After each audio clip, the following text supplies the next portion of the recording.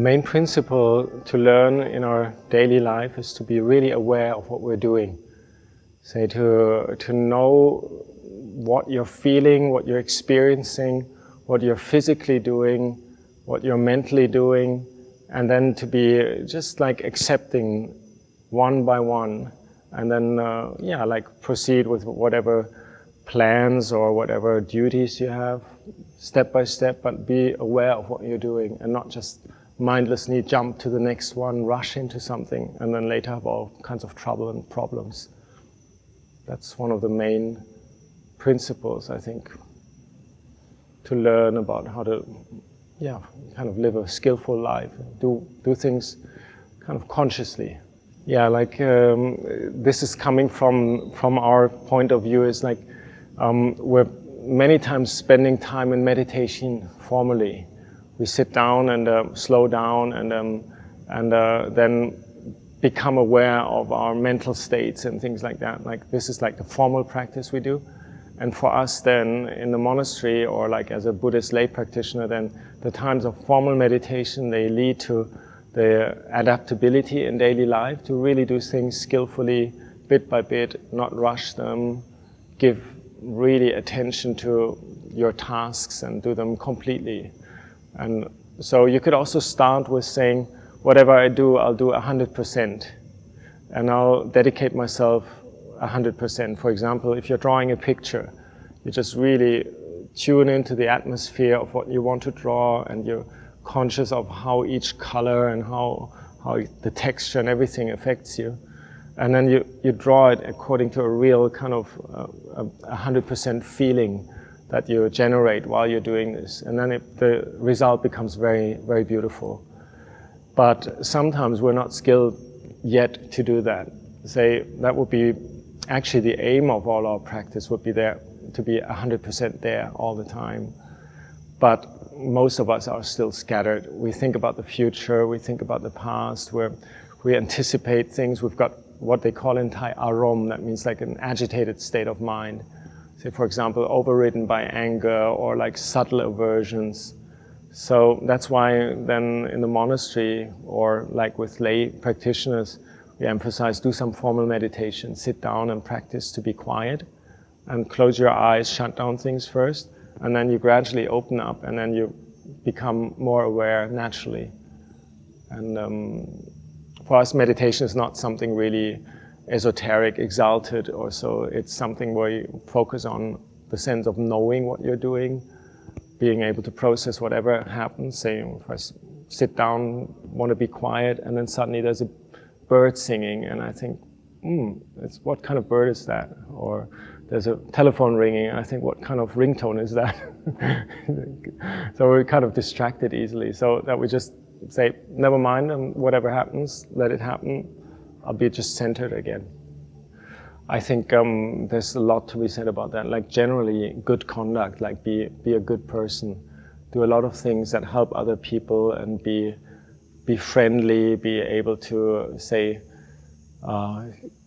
be sensitive to other people's feelings, and integrate your life with other people's and the surroundings' needs, so that there's little conflict. And classically in Buddhism we say you practice sila, that means you practice a moral life. You don't do things that are against our code of ethics. So that's the 5 precepts that we take, for example. Usually lay Buddhism starts off with telling people you got to keep the precepts. For the monks it's actually the same. We also have to keep the discipline, the monks' precepts.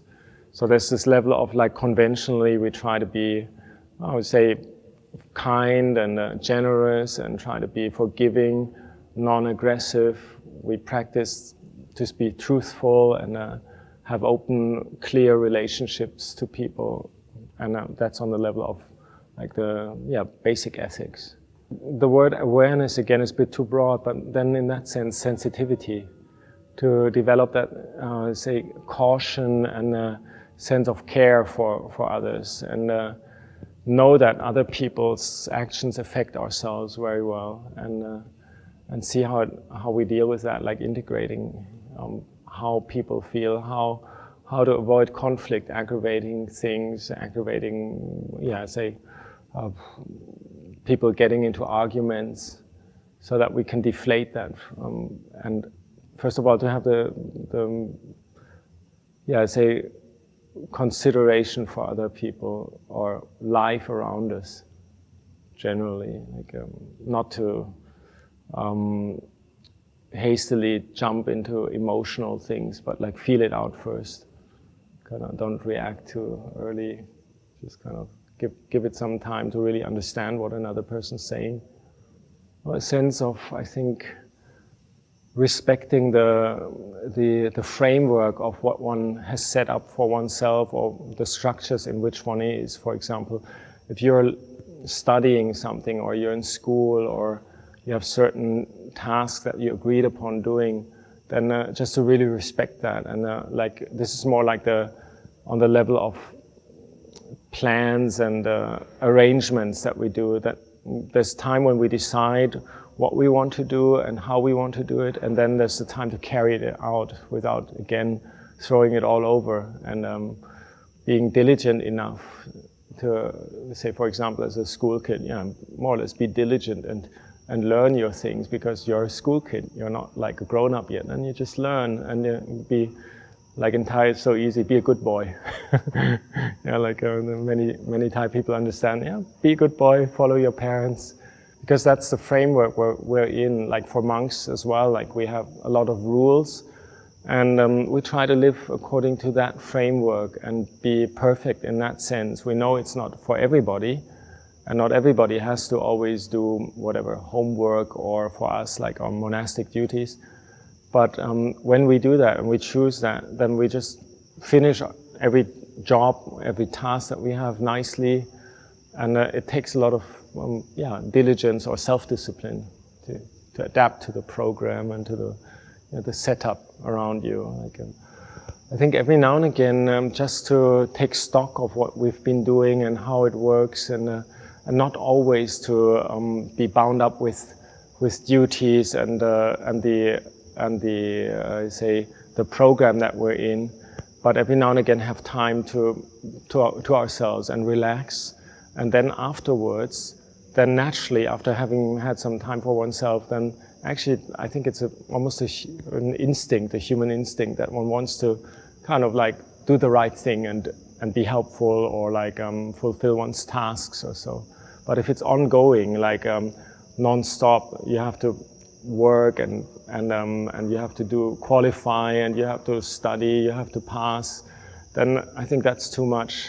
So in order to be able to do that part that is reasonable for us diligently, we also need some time where we're quiet, and where we can relax, and where we have things where we just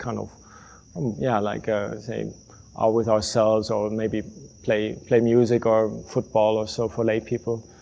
For the monks, it would be meditating. This kind of thing, that you have some time where you can calm down and let go of things, and then afterwards it's very easy just to do things correctly. Say, for example, here there's a lot of chores, like keeping the monastery clean, and duties of looking after our robes and things like that. For the monks, there's a lot of little prescribed duties that we have to do. And in order to be able to do them nicely, we need to have the time to take a deep in-breath in between, and just relax in between. So it's the two things, if it's all balanced, the time that we have for ourselves, and that we are happy with ourselves and do things that are joyful or so, that helps then to have the discipline to do the things that we don't actually want to do, for example, cleaning the toilet, or helping your mom wash the dishes and things like that.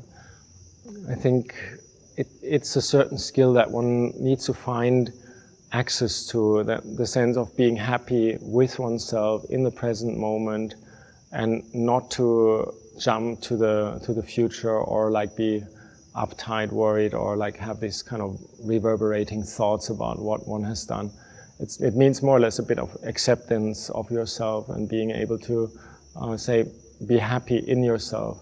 So for that, a lot of the actions that we do around the time when we sit and meditate and try to be in the present, a lot of the things that we've been doing before, they if they're on the wholesome side, if we're in the plus, doing good things for other people, helping somebody who is, for example, sick or so, or like, or taking somebody out for a change of atmosphere when he's like under stress or so.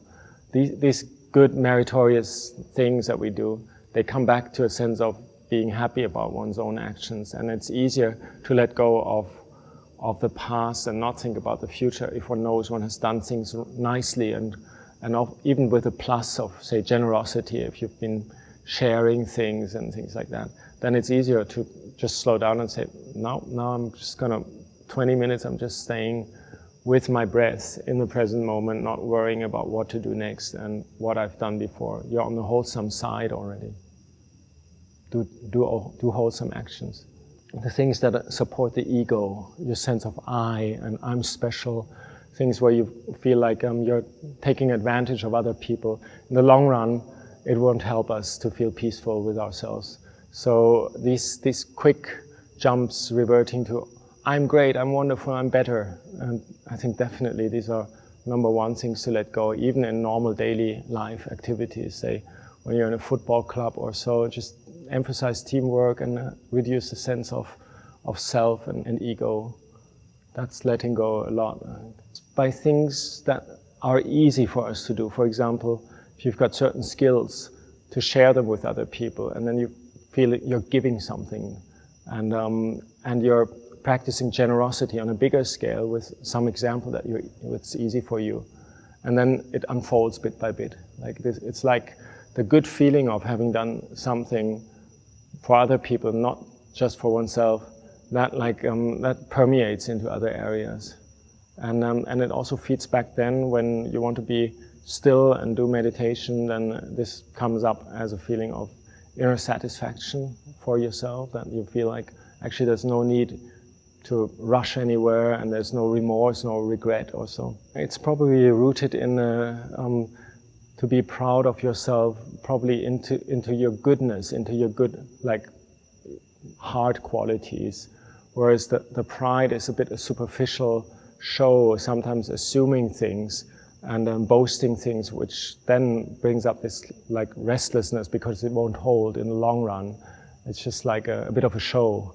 So if one can be genuine with one's actions, that they're really rooted in a good heart, then that's maybe the proud or self-esteem or the wholesome pride that one has in oneself that enables one to be present with whatever action one does, because one knows, actually, I'm a good person, I can do this, I've got enough resources for helping out or for applying myself to my tasks. If we focus on how we feel deep in our heart, whether it's something that we would do, for example, for our mother or for our grandmother, or like some old sick person, if it comes from that same source, what we call metta, if it's like related to these very wholesome inner feelings, then we know it's a good quality that oneself possesses, and it's not a shallow kind of like superficial competitive strength or so. If it's something outside, like say being number one in a certain sport or so, that does feel very different than doing something very wholesome and helpful to for example, think of your mother. What would you like to do when she's old and sick?